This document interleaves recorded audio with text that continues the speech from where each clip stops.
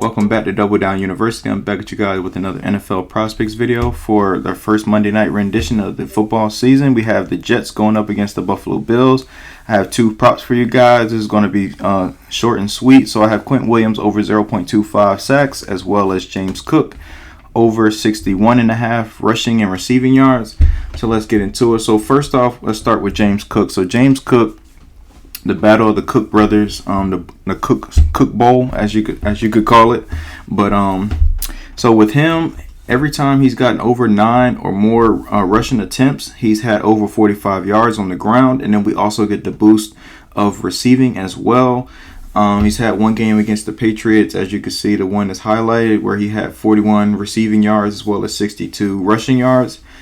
And but another reason why I like his rushing combined with his receiving is the Jets like to run a lot of cover 4, cover 1, and cover 6 coverages. And in those coverages, when those coverages are run on against the Bills, James Cook is the most targeted route run receiver.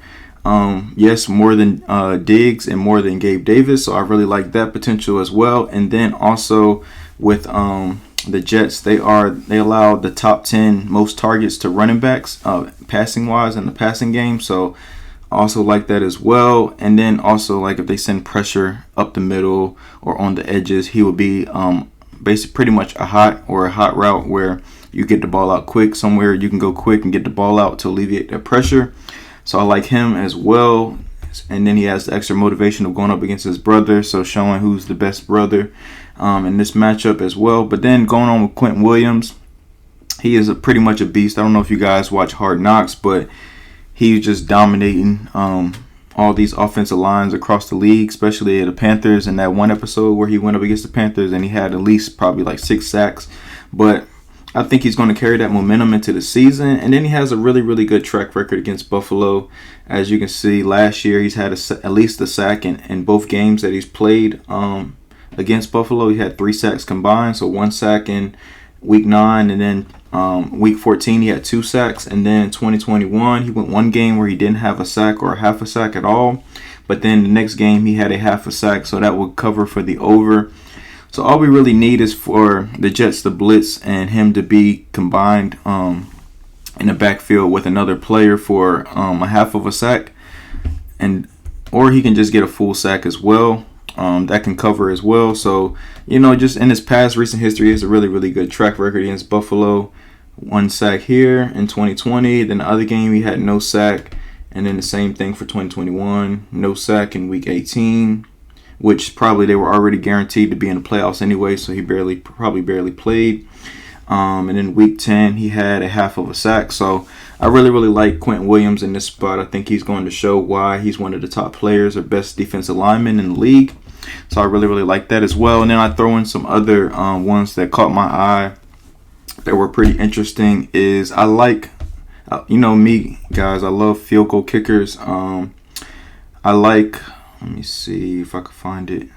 So fantasy-wise. So fantasy, I really like the Bills kicker. Where is he? Bass. They don't have his kicking points, so I think another option would be his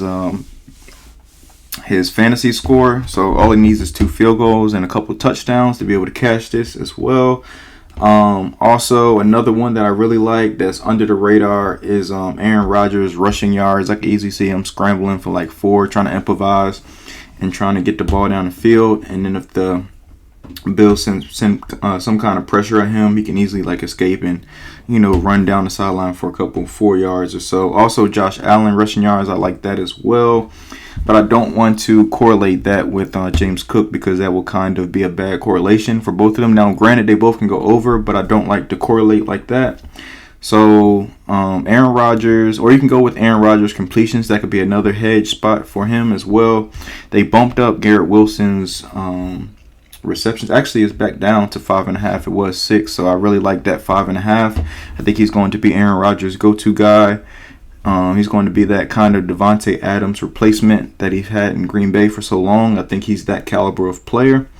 So I really like that as well. So those could be my 5. If you want to make a 5-man out of these 5, you can swamp out, if you don't feel comfortable with Aaron Rodgers rushing yards, you can swamp that out with his pass completions, as well as Buffalo are the favorite to win this game. So you can see that he should be throwing the ball a lot. But I also just see, like, if the pocket breaks down, he can easily scramble for a couple yards and be able to cash that over pretty easily. You can also, for Garrett Wilson, if you're kind of skeptical with his receptions, you can go targets at over 9.5. I think he should be good for 10 targets. All they need for targets, if you're new to NFL, is just to throw his way 10 times in the game. He doesn't have to catch the ball. He doesn't have to, have any receiving yards or anything attached to it. One thing too to note is I really like tonight Gabe Davis unders for his receiving, his receptions, because he's going to pretty much be that boundary wide receiver. He's going to be going up against Sauce Gardner, so pretty much he should lock him down, and he's pretty much just a deep threat. He doesn't do anything in the short or intermediate routes. Now, he does come across the middle a couple times, but that's not his game. He's more of a deep threat. So I think, and then the Jets, on top of that, their defense is really good at eliminating yards of 20 yards or more, plays of 20 yards or more. So I really like his unders. I know this is tempting, like, man, I think Josh, could throw the ball to him 6 times. I just don't think that, he would be able to get the ball thrown his way. I think they will kind of eliminate him and just have him as a decoy tonight. So I really like his yards under. I don't know if they have his receptions. Let me see. Yeah, they have his receptions at 3. So it probably pushes if he gets like some little small short catches to get him going. Another one I really like as well, and I'll wrap it up, is Dalton Kincaid over 2.5 receptions. I love him when he was in college. He's a really good tight end, and then they didn't just take a first round pick and invest that into a tight end if they're not going to use him. So I really like him as well. I don't know if he's going to eat into Knox's snap count or snaps, so just be wary of that. Use that as kind of a wild card as well. So I'll go over it again. My main 2 that I broke down for you guys is Quentin Williams over 0.25 sacks, and then James Cook over 61.5 rushing and receiving yards. And then the wild cards that I threw in there to add, to make a 5-man, is Tyler Bass over 7.5 fantasy score, Aaron Rodgers over 3.5 rushing yards, and then as well as Garrett Wilson over 5.5 receptions. I'm going to go ahead and lock that in. Cool. I appreciate you guys. Please like, comment, subscribe, and I'll see you guys next time.